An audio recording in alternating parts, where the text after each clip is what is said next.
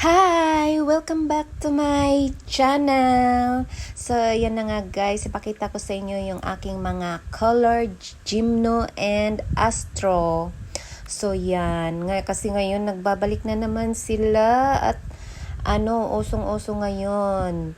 So, yan. Ito yung iba dito. Karamihan dito, mga mga matagal nang tanim ko sila.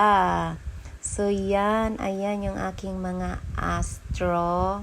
astrophytum. Ayan.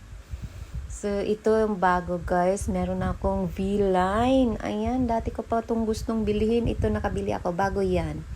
At ito naman, ayan, matagal na mga LB ko yan. Ayan. Naka-rain and shine na rin ito. At, ayan, may tumikim na snail dyan. Ayan, ang aking mga LB. So, yan. Ito, yun, ganda ng V-line ko na astrophytum. At ito, ayan, matatagal na rin to sa akin, yung mga maliliit. Ito. Yan, ito, starship, Starship na astrophytum. Yan, guys. Nag-uuso na naman sila ngayon. Ito, matagal ko na yung mga nabili na yan. Ayan, ang gaganda ng mga pattern. So, yan. Ayan, guys. Ang gaganda talaga nila tingnan. Ito, starship to. Star shape. Star shape. Ayan. So, yun. Diba? Ito yung kulay pink ay Gymno yan na T-line or T-Rex. Hindi ko lang sure.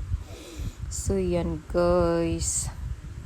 Ngayon kasi parang nagkakagulo ngayon sa color Gymno tsaka sa mga astro. So, yan. Diba? Ang kaganda ng color nila. So, yan, guys. Tingnan nyo. Ganda ng pattern. Yan.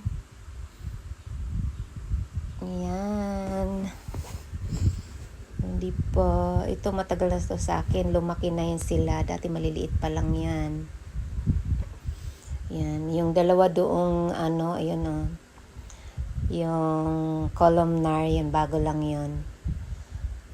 Yan. At ito pa. Ito, naka-rain and shine na to. Ayan.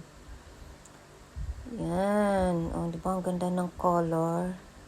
Yan pa, medyo may pagka-star shape yon. Ayan. Yan, halo-halo sila dyan. At yung gitnang maputi dun sa, ayan, yan si Lola Cactus. Old woman. Ayan. Diba ang ganda? So, ito pala, guys, yung pinutulan ko. Ayan. Ang dami-dami ng mga pops na lumabas. Ayan, parang nabigbigatan na siya dyan sa kanyang stem. And may tukod na siya Nilagyan ko ng tukod. So, yan. At ako niyan. Magtanggal ako dyan para maitanim ko. So, yan dami-dami. Dami talaga. Ayan, nagsiksikan sila dyan. Ang flapjack na variegated. Ayan,